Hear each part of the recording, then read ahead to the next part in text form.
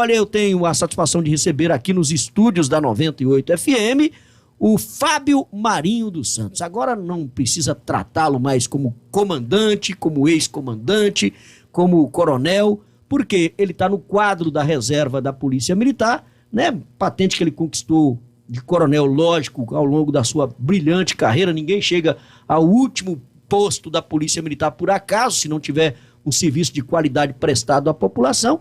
Mas ele agora, além de coronel, ele é também advogado. Recebeu recentemente a carteira, né, da OAB, Ordem dos Advogados do Brasil, e prefere ser tratado apenas como Fábio Marinho dos Santos. A gente passa a tratá-lo dessa maneira, então, de agora em diante, claro, não perdendo o respeito e a admiração pela sua pessoa que sempre tivemos.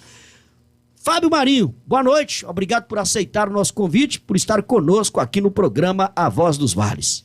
Boa noite, Vanilson Souza, boa noite, Alain, boa noite, Estevão. É uma satisfação retornar a 98, no seu programa mais uma vez, para conversar sobre o cotidiano de Teoflotone e apresentar aquelas informações que de alguma forma podem contribuir para o esclarecimento das pessoas, e também dizer que é uma honra hoje fazer parte da Ordem dos Advogados do Brasil, uma instituição que tem mais de 800 mil profissionais, né? E eu estou muito feliz por estar exercendo a profissão de advogado, e nesse período, né, nesse curto espaço de tempo em que eu recebi a carteira da OAB, eu já estou tendo algumas experiências que enaltece e tem contribuído muito para o meu engrandecimento. Então fica aí os meus registros, os meus cumprimentos à nossa presidente da 28ª subseção, doutora Beatriz, né, toda a sua equipe que hoje está à frente da 28ª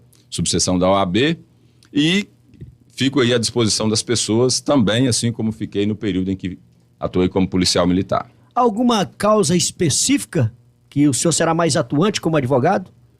Ô Vanilson, eu pretendo atuar naquelas questões que envolvam os grupos vulneráveis, né? Até algum momento antes do programa, né, começar efetivamente com a minha entrevista, eu escutei a questão aí do transtorno do espectro autista, e uma das ações que eu pretendo atuar é para esse público. Então eu já tive a oportunidade de, representando uma pessoa que tem o transtorno do espectro autista, ingressar com uma ação administrativa antes da ação judicial, para que essa pessoa tivesse os direitos da educação especial que a Lei de Diretriz e Base da Educação garante, né, às pessoas portadoras de deficiência. Então, eu fico muito feliz, né, e quero atuar na proteção dos direitos da criança, dos adolescentes, né, das pessoas com deficiência, que são aquelas pessoas que têm uma possibilidade maior de terem os seus direitos violados. Bom, e aí eu gostaria de saber o seguinte, né, porque como nós abordamos esse problema do autismo e tivemos uma discussão até pouco tempo aí com a aprovação na Câmara Municipal de contratação de estagiários para servir como monitores de apoio de alunos, alunos autistas nas escolas públicas da rede municipal, gerou uma polêmica porque os pais dizem que a lei assegura um professor, um pedagogo, um especialista como professor de apoio para melhor desenvolvimento de quem tem o transtorno do espectro autista. Aí eu gostaria de saber como é que isso funciona, o que a legislação realmente prevê, já que o senhor já defendeu uma causa nesse sentido. Bom, na verdade, a legislação, ela traz a educação especial como uma modalidade da educação, né? Então nós temos dentro da educação os seus níveis. Então quando eu falo de nível de educação, eu estou falando da educação, do ensino fundamental, e estou falando do nível médio. Então dentro do ensino fundamental nós temos educação infantil, nós temos o ensino fundamental propriamente dito, e nós temos o ensino médio, e nós temos o nível superior. Então dentro de qualquer nível de educação, a educação especial é um direito das pessoas com deficiência. E aí nós estamos falando de pessoas com deficiência propriamente dito, nós estamos falando das pessoas que têm o transtorno global de desenvolvimento, e nós estamos falando daquelas pessoas que também são considerados superdotados. E o professor de apoio, Vanilson, é apenas um dos direitos, porque a educação especial para essas pessoas não é só o professor de apoio, e que não é um estagiário, é um professor de apoio. existem uma série de outros recursos que a educação especial ela deve garantir para essas pessoas. Então, existem algumas tecnologias que podem ser disponibilizadas, existem algumas metodologias pedagógicas específicas. Então, quando a gente fala de professor de apoio, é apenas um dos recursos que a educação especial ela abrange. Entendeu? Então, é isso que a gente precisa deixar claro. E já fica aí um chamamento para as pessoas que comparecerão à Câmara amanhã para estarem atentos. Nós não estamos falando só de professor de apoio. Nós precisamos avançar além do professor de apoio. Nós precisamos garantir que outros recursos sejam assegurados às pessoas que se enquadram aí dentro da Lei de Diretrizes Básicas da Educação como destinatárias da educação especial. Bom, mas então nós estaríamos desrespeitando essa lei aqui no município, a partir da aprovação de estagiários para atuar como professor de apoio a quem tem o transtorno do autismo. Eu não conheço hoje a legislação municipal que trata especificamente da questão.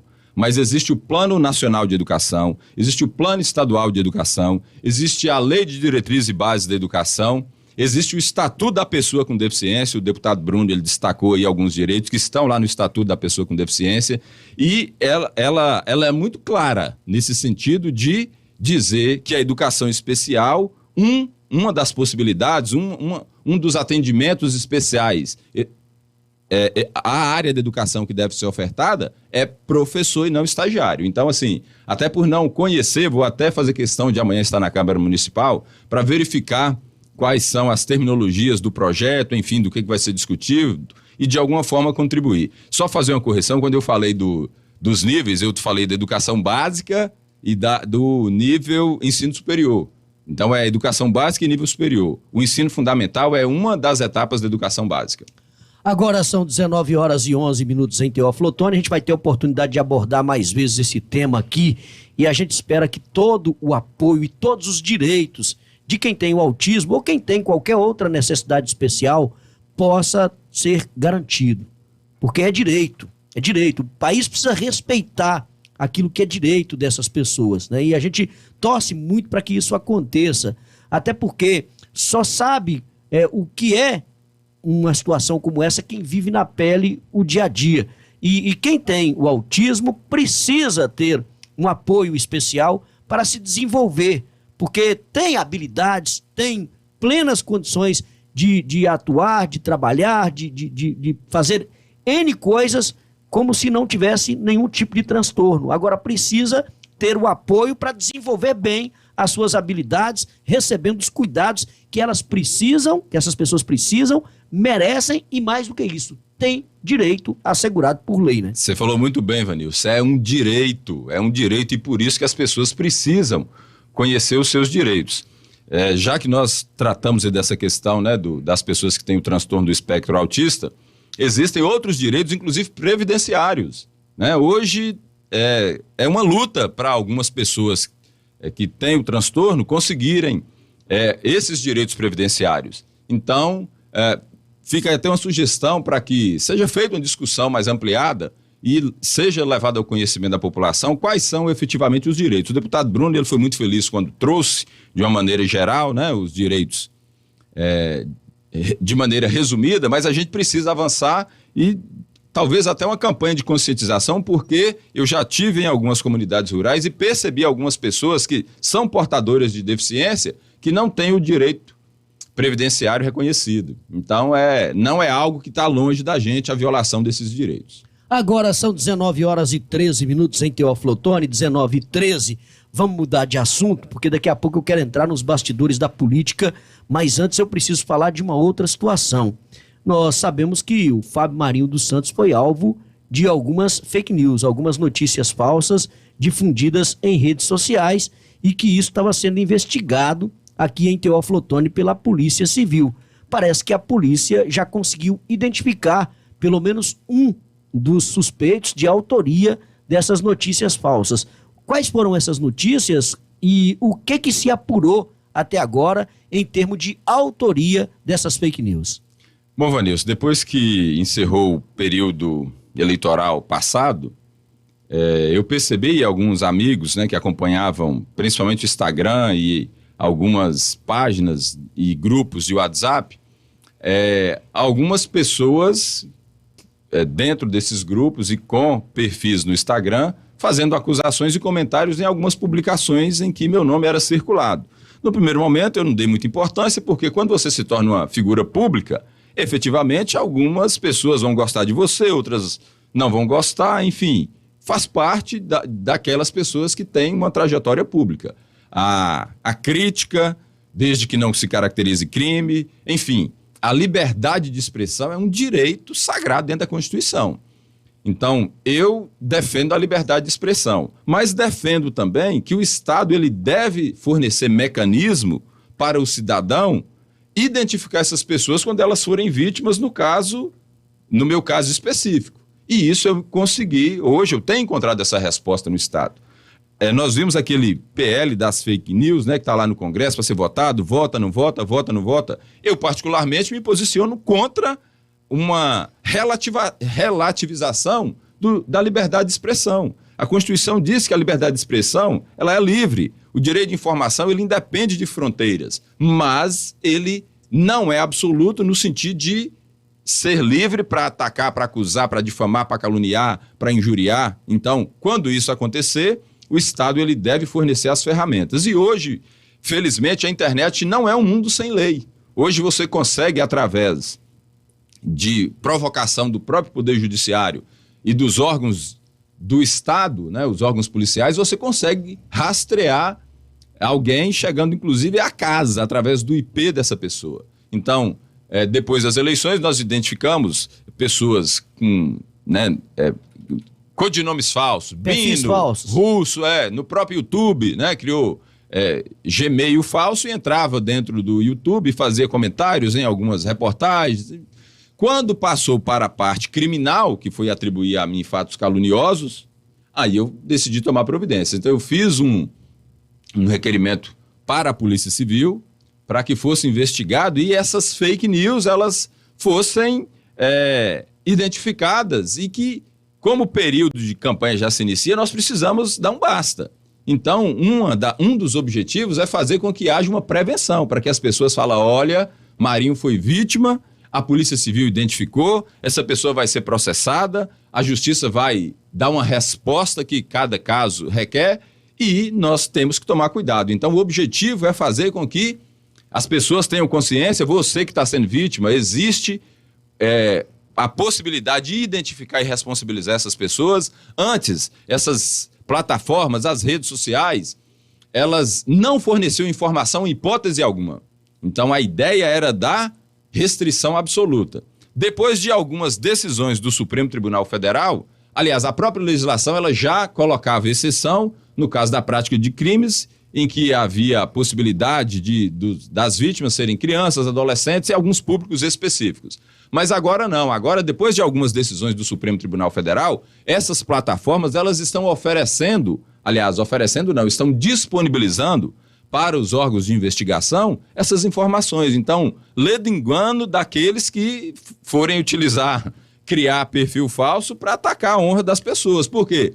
Hoje as plataformas elas informam sem problema nenhum. Existem algumas condições para que as plataformas informem, que eu não vou ficar falando aqui porque são questões técnicas, né? Mas a nossa Polícia Civil em Minas Gerais, ela está de parabéns. Eu não falo só em relação ao meu caso, mas em outros casos em que houve identificação, inclusive aqui em Teoflotone também. Né? Então, aliás, nós temos uma delegacia de crimes cibernéticos aqui em Teoflotone, né? Investigador André, coordenado lá pelo Dr. Washington, Anselmo, que é uma equipe extremamente qualificada e civil de modelo. A nossa delegacia aqui é para a implantação em outras cidades do estado de Minas Gerais. Agora, as pessoas precisam parar de confundir liberdade de expressão com se esconder atrás de um perfil falso para atacar a honra, atacar a dignidade das pessoas. Até porque quem quer se expressar não precisa se esconder através de nenhum perfil falso. Se você quer fazer uma crítica, e a crítica é construtiva, e você não quer imputar crime, nem responsabilidade, nem ofender a honra de ninguém, não precisa você criar um perfil falso para ir para a rede social. Isso não é liberdade de expressão, isso é crime. A partir do momento em que você já vai para uma rede social para fazer uma crítica simples que seja, se escondendo atrás de um perfil falso, você já está cometendo um crime. Né? Porque você tem que, para fazer sua crítica, tem que dar a cara. Quer criticar? É igual com os veículos de comunicação, quando ele quer fazer uma crítica aqui direcionada a Fábio Marinho dos Santos, faz a crítica e ele sabe quem é que está fazendo. Se se sentiu ofendido, vai pedir o direito de resposta. Se se sentiu ofendido na honra, vai pedir o direito de indenização, entendeu? E tomar as medidas legais. Agora, aceitar que a pessoa se esconda atrás de um perfil falso para atacar a honra de alguém, realmente não dá. Então eu vou ler aqui algumas mensagens, sejam elas positivas ou contrárias ao nosso entrevistado, de todos que mandaram pelo canal da 98 aqui no YouTube. Eu recebo aqui, já registrei, né? O Francisco Flores, esse aqui tá mandando um abraço, né, para José Francisco Flores e a dona Marlene Flores lá em Ladainha, a Marilene Carvalho dando boa noite pra gente, o Baldino Costa, Vanilson, boa noite, é a melhor rádio de Minas, muito obrigado aí pela audiência, a Cida Andréia, verdade, ele é o melhor. Muito obrigado a Cida Andréia aqui também acompanhando pela nossa programação. Muito obrigado pelo carinho, pela audiência. O Márcio Ferreira de Souza dando boa noite e dizendo aqui, Vanilson, tem que perguntar para o prefeito que dia que ele vai liberar o piso salarial da enfermagem da nossa cidade. O prefeito está perguntado aí, né? Se o senhor quiser responder através da sua assessoria, né? Quando é que vai sair o piso nacional da enfermagem? Pergunta do Márcio Ferreira de Souza aqui no nosso chat no canal da 98 no YouTube. O Francisco Flores diz aqui, um alô para o meu pai Chico Brasileiro, meu pai aqui na comunidade da Poaia, não esquece, ele acompanha sempre, obrigado. O Manelzinho tá dizendo, boa noite, Vanilson, e a todos os ouvintes e telespectadores, juntinho com vocês, direto de Praia da Lagoinha, em Ubatuba, São Paulo. Um abraço para todos. O Edgar Alves dá uma boa noite pra gente. O Pedro Bino tá dizendo aqui, ó, a opinião dele. Parem com essa politicagem nojenta, porque esse Marinho não é secretário municipal de educação, não. Isso é pura politicagem, falando a respeito da questão da educação inclusiva. Deixe-me ler os demais comentários para o senhor entrar nesse assunto aí também. A Rosalice Guimarães diz aqui, Atlas Habilidade, também, senhor Marinho, Atlas Habilidade também o senhor Marinho, tá dizendo isso aqui. A Rosalice Guimarães diz aqui, deficientes, TGD, altas habilidades, altas habilidades, tá dizendo, altas habilidades e superdotação. Esses são os que têm direito ao atendimento da educação, inclusive ela está dizendo aqui,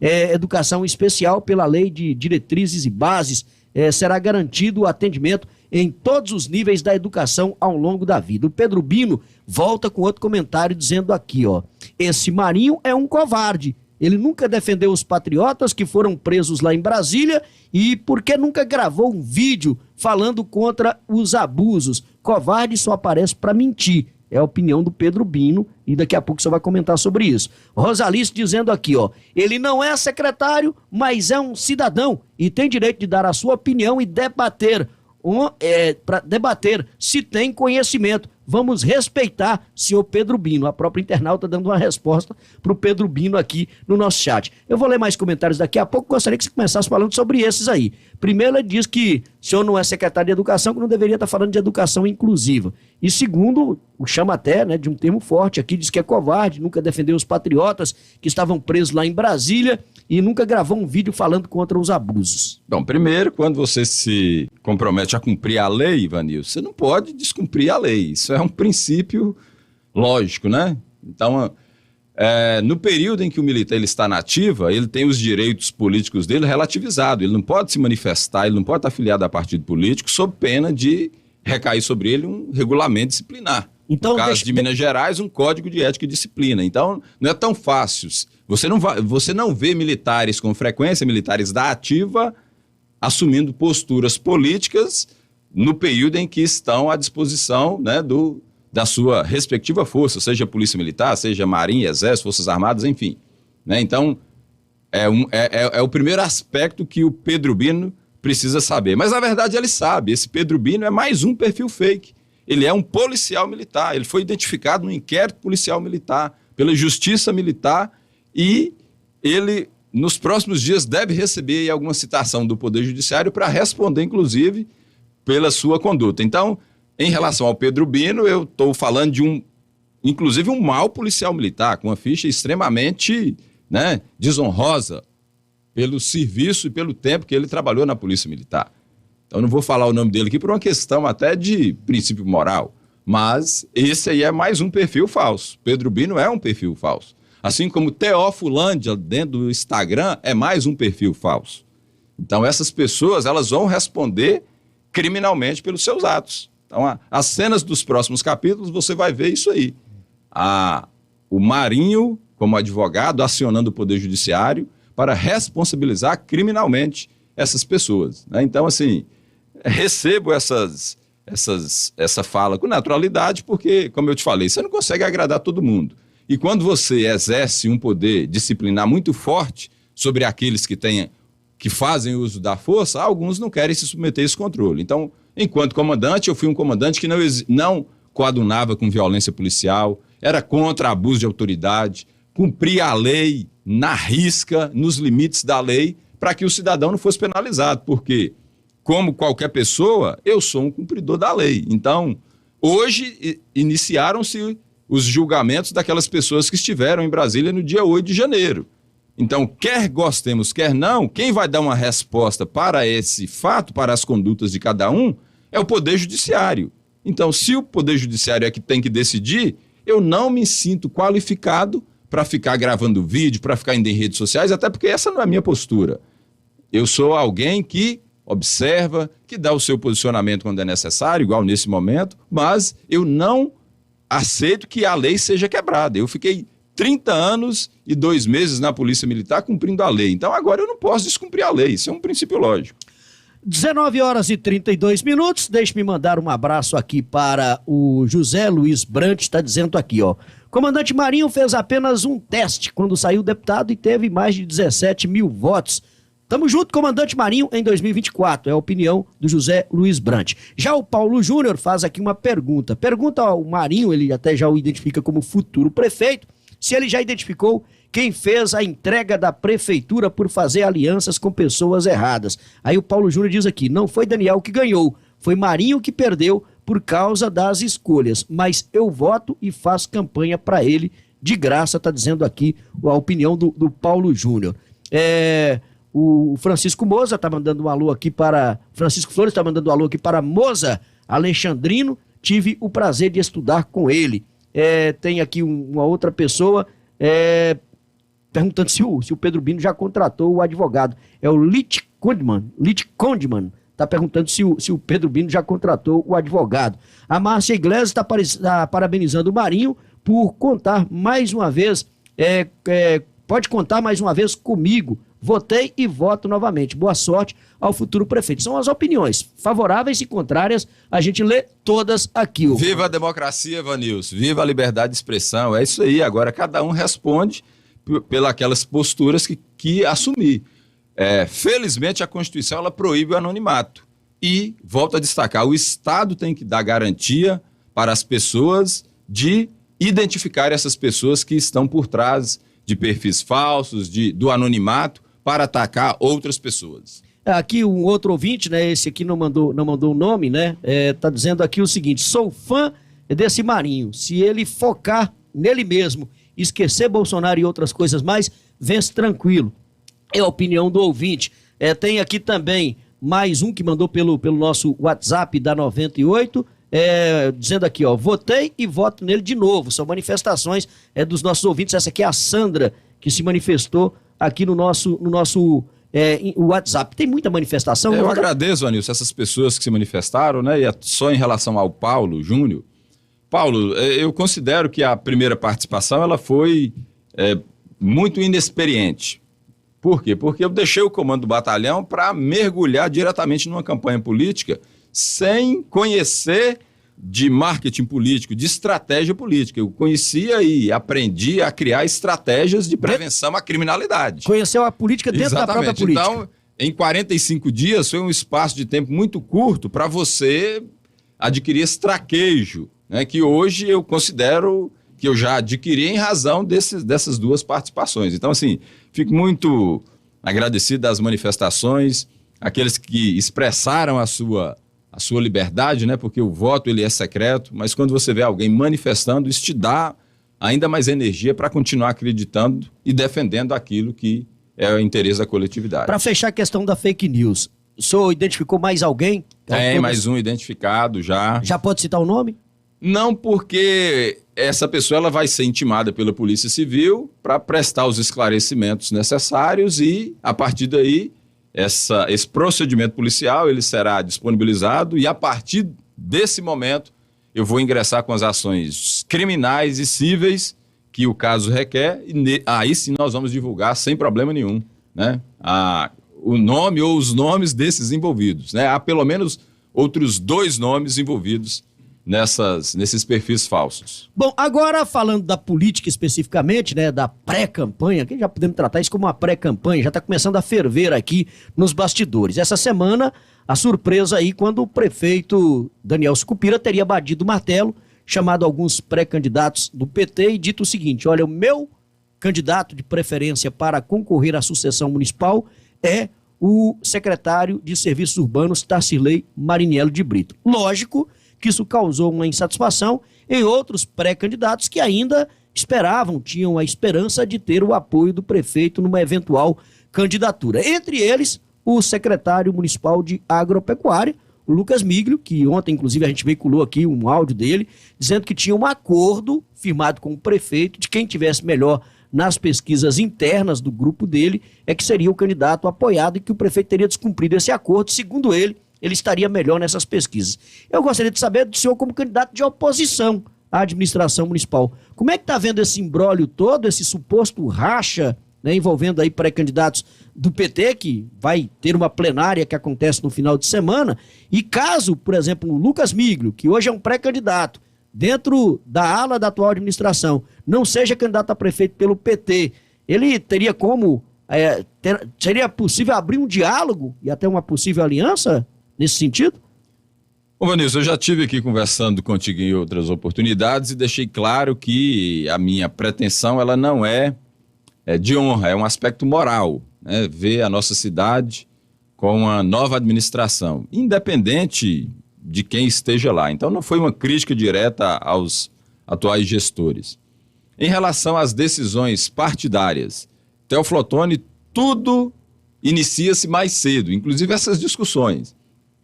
Eu não digo que eu sou pré-candidato, porque o ano eleitoral ainda não começou. O ano eleitoral só começa o ano que vem, né, quando efetivamente nós temos aí já as orientações primeiras de calendário que a Justiça Eleitoral vai expedir ainda esse ano. Temos aí uma mini-reforma que deve ser votada antes das eleições para vigorar já nas eleições do ano que vem. Então o processo ele ainda está o cenário ainda é muito incerto de reforma e de tumultos que estão acontecendo com essas movimentações partidárias. Eu vou criar 2 cenários aqui com base nas informações que eu tenho hoje. Então, quais são esses 2 cenários? O primeiro é o seguinte, nós temos alguém que é secretário municipal em Teófilo Otoni, que exerce uma influência grande pela secretaria que preside. Então, é uma secretaria que tem um poder de atuação muito grande na administração municipal, que num primeiro momento se lança pré-candidato e que, de acordo com as informações que foram apresentadas, não foi escolhido para ser o candidato principal do governo atual. Então, esse é o primeiro cenário. O que levaria, então, a uma mudança de cenário, a esse pré-candidato, que inicialmente seria o Lucas Miglio, a não continuar com o grupo político. Então, a interrogação ela permanece. Por quê?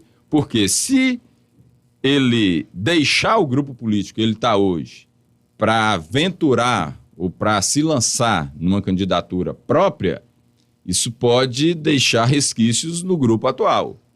E qual que é a consequência? Se a verdade for essa, a primeira providência do gestor é uma demissão, né? Exonerar. Na verdade, não é uma demissão, é porque é cargo comissionado. Então, seria a exoneração. Vamos ver se isso vai acontecer, se essa exoneração acontecerá, porque nenhum gestor vai querer ter no seu quintal alguém para concorrer com o seu candidato já escolhido. Isso é fato, nenhum gestor. Então, eu não ficaria com alguém numa eventual secretaria que deseja substituir aquele que eu escolhi para ser o meu candidato.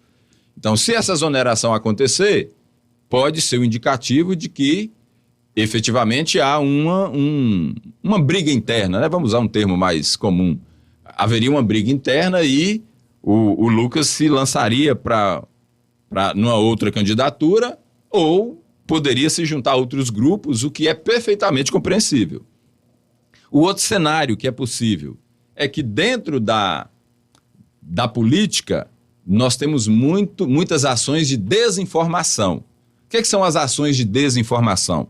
São fatos que são construídos para você verificar qual que é a recepção desse fato junto à comunidade e a percepção das demais pessoas.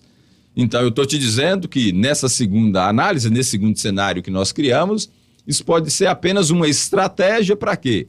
Para tentar retirar apoio das pessoas que hoje serão oposição no futuro, para desestabilizar o próprio grupo que hoje discute as questões dentro, né, da ala que eu estou, que é a ala da oposição. Se você perceber, olha, a situação atual é de que nós temos o candidato já escolhido, que seria, em tese, o secretário Tassilei, e essa plenária, que acontecerá no dia 16, é apenas para ratificar a escolha, né? Então, se isso acontecer, aí nós teremos um cenário real do que vai ser a intenção do Lucas Miglio. De uma maneira bem resumida, hoje eu não consigo te dizer qual que é a intenção do secretário Lucas Miglio em assumir essa postura de afirmar uma pré-candidatura a prefeito de Teoflotone sem que esse grupo que ele faz parte tenha anuência. Então, como é que ele vai ser visto? Ele vai ser visto como um traidor, ele vai ser visto como um dissidente, ele vai ser visto... E isso é importante, porque numa eventual composição, todos esses fatores serão analisados. Especificamente em relação ao grupo que eu hoje faço parte. Nós discutimos com qualquer grupo, desde que as propostas e o modelo de gestão que nós defendemos não tenha choque com qualquer proposta daquilo que nós repudiamos. Então, para que haja uma composição, tem que ter um alinhamento com aquilo que a gente acredita. 19h43, muito obrigado. Fábio Marinho dos Santos, conosco aqui nessa edição especial do programa A Voz dos Vales. Agradeço a você, Vanilson, a todos aqueles que nos ouviram, a todos aqueles que acreditam na necessidade de nós discutirmos os problemas da nossa cidade. É isso que a gente quer. Sem anonimato, sem perfis falsos, respeitando a liberdade de expressão das pessoas e principalmente a vida privada, o nome e a honra, que também são direitos assegurados pela nossa Constituição.